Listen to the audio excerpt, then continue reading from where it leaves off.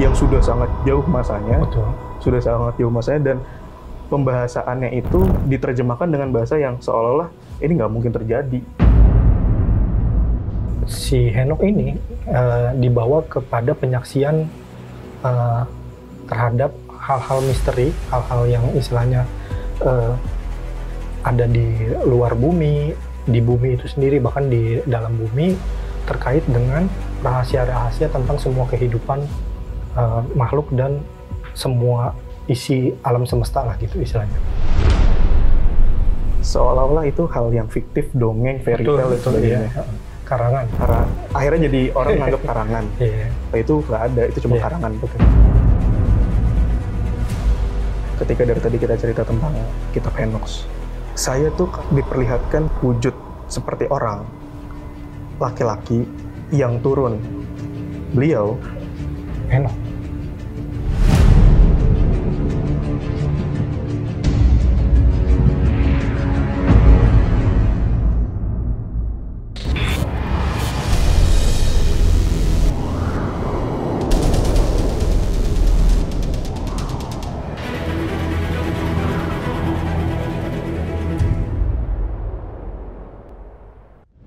Assalamualaikum warahmatullahi wabarakatuh. Waalaikumsalam.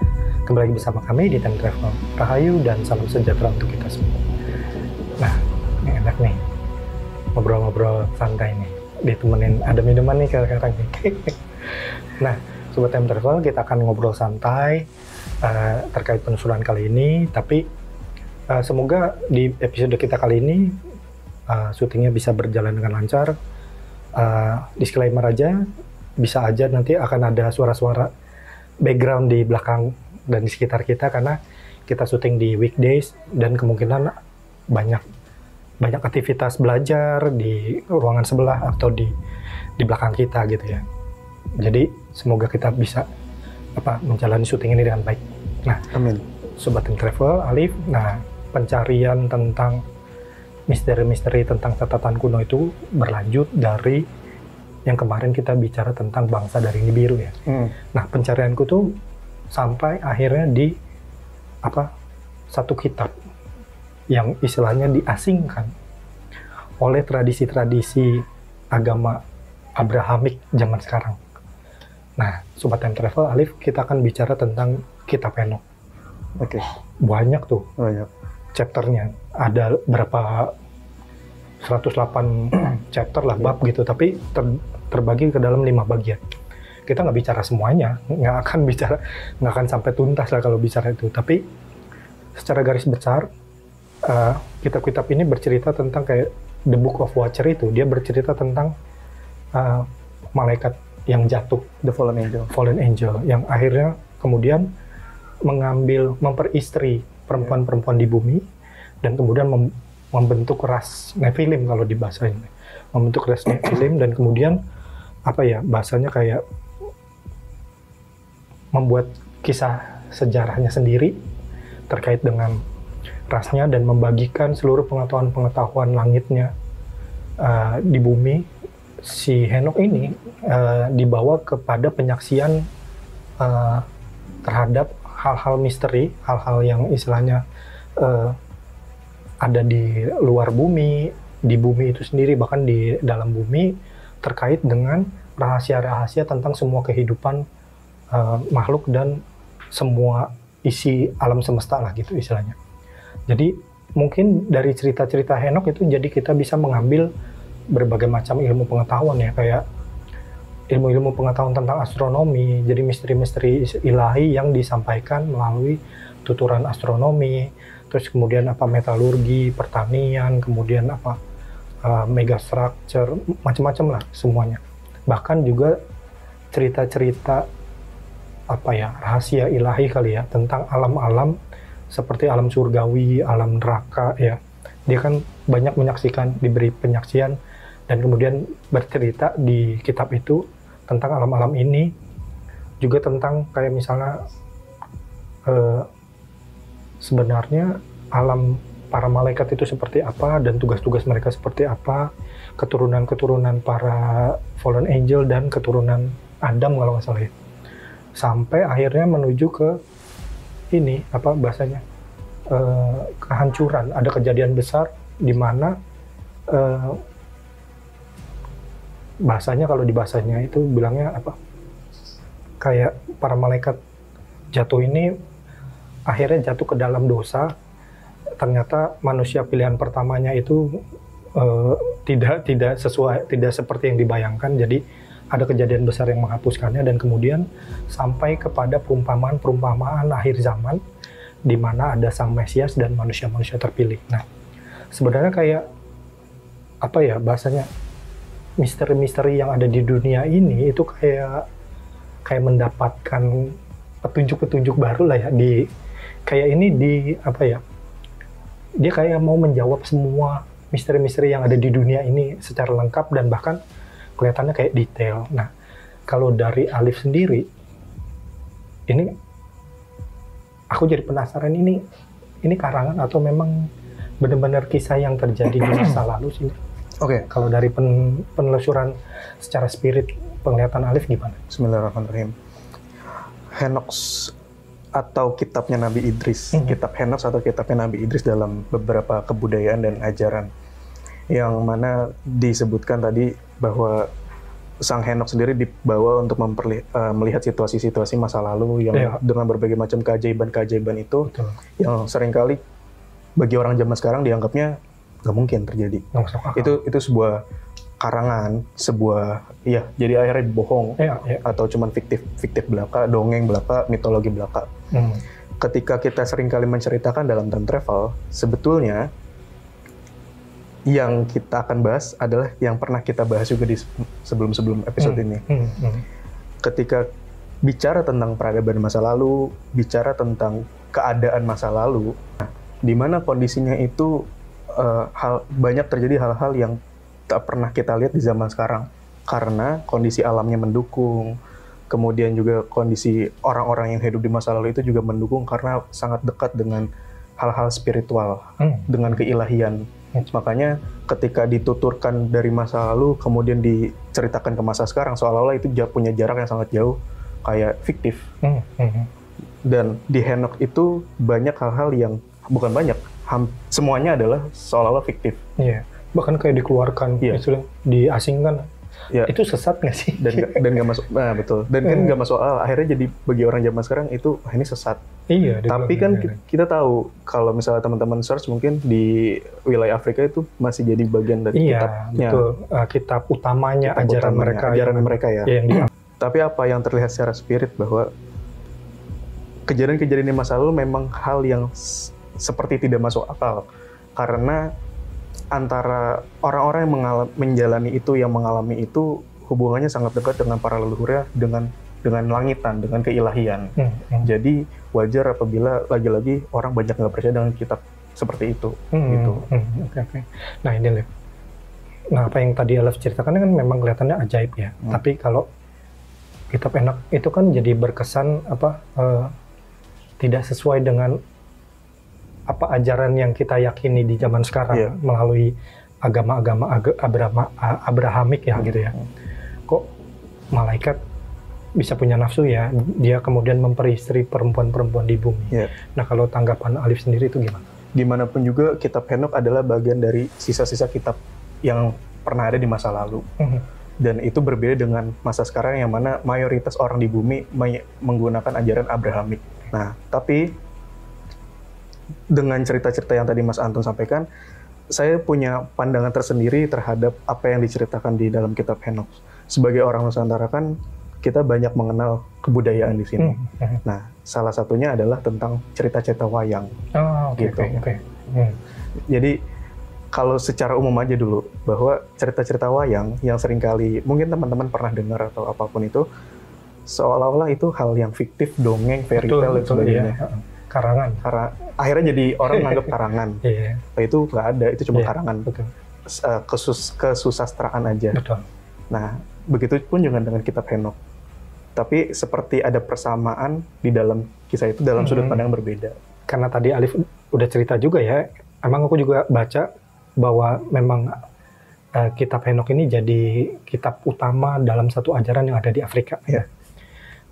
dengan begitu, berarti kan sebenarnya mereka meyakini betul tentang apa yang ada tertulis di kitab Henokh. Nah, apakah dengan mempercayainya, mereka itu akan dipertemukan dengan realitas-realitas yang ditulis di kitab itu? Gini, ketika saya melihat itu, Mas, akhirnya menjadi ada sebuah asumsi bahwa bagaimanapun juga kitab itu sisa-sisa dari kitab yang ada di masa lalu, kejadian-kejadian di masa lalu yang diceritakan kemudian ditulis dalam sebuah kitab.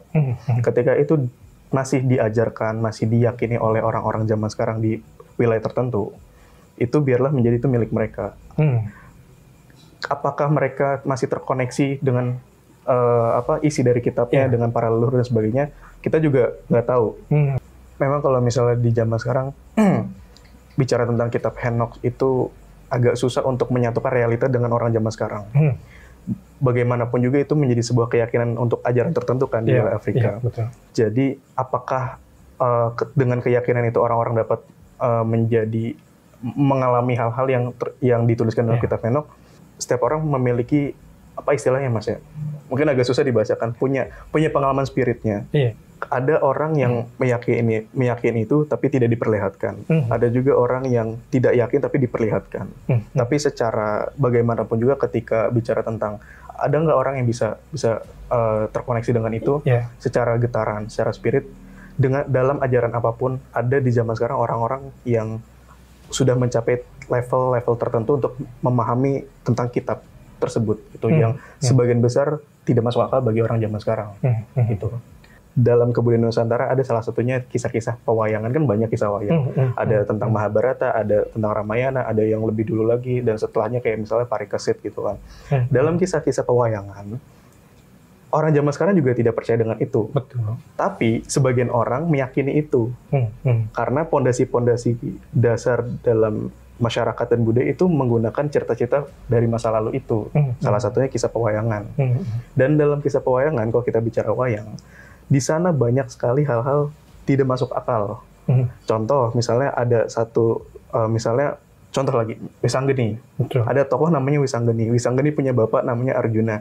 Menikah dengan seorang bidadari, atau dalam kebudayaan lain disebut sebagai Dewi. Dewi. Ini apa? Nah, langit. Ya. Langit artinya manusia menikah dengan Dewi, dengan bidadari, lahirnya seorang anak manusia yang memang luar biasa juga. Nah, itu aja diceritakan terus-menerus, turun-temurun dalam pewayangan. Banyak orang nggak percaya, itu hanya fiktif belaka. Apalagi kitab Henokh yang sudah sangat jauh masanya, dan pembahasannya itu diterjemahkan dengan bahasa yang seolah-olah ini nggak mungkin terjadi. Kan kalau dalam cerita Henokh itu kan ada berbagai macam realitas alam lah ya. Nah, pertanyaanku tuh sebenarnya gini, apakah realitasnya kita manusia yang sudah berjauhan dengan mereka, atau mereka yang di dimensi yang berbagai macam itu, entah misalnya si malaikat jatuh dengan si dewa ini masih bersebelahan sebenarnya, tapi kita yang jauh. Menurut Alif gimana? Ada salah satu cerita dari orang tua di masa lalu yang masih sedikit saya ingat, bahwa di masa lalu sekali itu ada sebuah kejadian besar yang mengubah semuanya. Nah, dan itu sangat kompleks kalau diceritakan, bahkan saya juga nggak paham. Aku udah siap-siap aja nih tadi. Bahkan saya juga nggak paham, Mas. Tembakannya. Iya, karena itu masanya sangat jauh dan ceritanya sangat kompleks. Dan seingat saya dari cerita orang tua tersebut bahwa setelah kejadian itu berubahlah banyak hal, termasuk dimensi-dimensi alam yang ada di bumi. Ibaratnya terpisahlah antara bumi dan langit, ibaratnya gitu. Jadi berjarak. Jadi ada jarak. Nah, setelah dengar itu saya juga nggak tahu apakah alamnya manusia yang menjauh atau mereka yang menjauh. Nah, sekarang kan jadi seperti jauh sekali antara hal-hal duniawi dengan hal-hal spiritual. Iya, betul. Tapi yang saya ingat dari cerita orang tua di masa lalu, bahwa nanti ada masanya lagi, makin lama makin mengerucut dan ketemu lagi satu titik. Mendekat dan mungkin menyatu lagi. Makanya banyaklah ramalan-ramalan di masa lalu menceritakan masa-masa yang akan datang, bahwa nanti ada masa di mana munculnya orang-orang yang tercerahkan, yang ini apa segala macam. Hal-hal yang zaman dulu terjadi, zaman sekarang enggak, zaman nanti terjadi lagi. Jadi lagi. Gitu. Aku selalu penasaran nih karena Alif selalu cerita kejadian-kejadian besar gitu. Kemarin nih mungkin udah pernah menanyakan ini juga gitu. Nah, apakah kejadian punahnya dinosaurus itu juga salah satu kejadian besar yang terjadi di masa lalu? Saya tuh penasaran banget ya, dari kemarin ya, mungkin udah 2 kali pertanyaan dengan episode kali ini. Menurut Alif gimana? Yang bisa saya jawab gini, saking panjangnya usia bumi, ya kan? Miliaran tahun. Bahkan sampai hal-hal yang tidak masuk akal, kita tidak bisa mencerna apa yang terjadi di masa lalu. Bisa jadi, apa yang terjadi di masa-masa dinosaurus punah, bisa jadi itu bagian dari kisah itu di masa lalu. Menjadikan penyebab adanya jarak antar dimensi, baik orang sekarang ataupun dengan dimensi-dimensi yang lain. Itu sangat kompleks lah, Mas. Iya, betul. Karena jauh banget rasanya. Terakhir aja deh, karena tadi Alif udah cerita tentang wayang ya gitu. Sepengetahuanku tuh kan wayang itu kan rentang waktu yang sangat panjang gitu. Nah, nggak tahu ya, tadi kan Alif cerita bahwa antara Henok atau wayang itu hanya sudut pandang yang berbeda saja, dengan tafsir dan bahasa yang berbeda saja. Nah, kira-kira wayang ini sampai nggak sih ke masa yang itu, yang tadi yang aku cerita, yang aku tanyakan tentang kejadian yang dinosaurus. Nah, apakah ini masih timeline yang berkesesuaian dengan itu atau enggak? Karena itu kan wayang setahu aku nggak sampai berhenti di Mahabharata ya. Sebelumnya juga masih ada kan ya. Nah, itu kan rentangnya kayaknya juga panjang ya. Nah, menurut Alif? Saya juga nanya itu, Mas. Saya mempertanyakan itu juga. Dan ketika dengar informasi dari orang tua di masa lalu, dan kemudian terbawa suasana dan diperlihatkan, yang namanya kisah wayang, itu sangat panjang masanya. Mahabharata dan Ramayana dan kisah-kisah lain itu menjadi sebagian aja dari banyaknya kisah-kisah wayang di seluruh belahan dunia, yang bahkan kita nggak tahu lagi apa namanya, apa nama ceritanya. Dalam berbagai macam kebudayaan pasti punya nama-nama sendiri. Nah, dan ada tambahan informasi yang saya tahu bahwa adanya sebuah kisah wayang itu dimulai dari permulaan sebuah cerita, atau mungkin bahasa Jawanya Purwacarita. Purwacarita. Kalau sebelum adanya awal sebuah cerita, ya itu nggak ada yang namanya wayang. Bahkan menurut informasi dari orang tua di masa lalu, sampai detik ini juga menjadi kisah wayang. Wayang gitu. Karena sejatinya wayang adalah ya makhluk hidup yang digerakkan oleh Yang Maha Kuasa itu sendiri kan. Iya, masih berlanjut sampai sekarang. Masih berlanjut dan sampai nanti, dan entah sampai kapan. Sampai kapan. Ya, betul. Gitu. Cuma kisah-kisahnya banyak. Ada ini, ada ono, segala macam gitu. Nah, tadi kan kita, ini terakhir lah jadi. Terakhir mulu. Ini terakhir aja nih, terakhir. Ini karena tadi kita udah cerita tentang keyakinan dan hal-hal yang spirit, segala macam gitu. Nah, sebenarnya kan kalau kita di masa sekarang kan bicara tentang ilmu pengetahuan lah ya. Karena masukkan akal gitu kan. Nah, bisa nggak sih menemukan titik temu yang sama untuk lebih memahami dengan baik kitab Henok ini antara ilmu pengetahuan dan keyakinan ini? Sebenarnya kalau diperlihatkan, Mas, kejadian-kejadian di masa lalu itu sebetulnya sangat penuh dengan ilmu pengetahuan, tapi berlandaskan dengan spiritual. Iya. Karena di masa lalu alamnya mendukung, beserta dengan orang-orang yang di dalamnya mendukung untuk mencapai titik tertentu dalam keilahian, gitu. Makanya punya banyak turunan-turunan ilmu pengetahuan dan kemudian dipakai hingga zaman sekarang. Sedangkan di zaman sekarang orang hanya berfokus kepada logika doang. Betul. Kebanyakan. Pondasinya dari ilmu pengetahuan duluan ya. Pondasinya dari ilmu pengetahuan untuk duluan. Mencari hal yang di luar akal itu, ya kan? Bisa begitu. Tapi sebagian besar orang hanya fokus aja ke logika belaka, ke nalarnya doang, ke ilmu pengetahuan belaka. Sedangkan yang menjadi pondasi di masa lalu itu spirit itu berjauhan. Jadi seolah-olah punya jarak, seolah-olah jadi 2 jalur yang berbeda. Titik temunya adalah, pertama kalau dari apa yang saya pahami adalah dari budaya, budaya dan tradisi. Ya. Tapi di kemudian waktu, saya yakin bahwa itu akan ketemu lagi dengan segala macam kondisi yang mungkin akan terjadi di masa yang akan datang, gitu. Nah, Mas Anton, ada yang mau saya sampaikan. Tiba-tiba ketika dari tadi kita cerita tentang kitab Henoks, saya tuh diperlihatkan kalau diceritakan tuh gini, seperti ada wujud seperti orang, laki-laki yang turun di suatu tempat, kalau saya bilang itu ya di atas lah, di awang-awang gitu. Dan mungkin itu dari dimensi yang berbeda dan kesannya sangat tua, dari tempat yang sangat lampau. Wujud seperti laki-laki itu disertai dengan pendaran cahaya, seperti kalau dilihat lebih detail seperti selendang yang berkibar-kibar, tapi itu cahaya.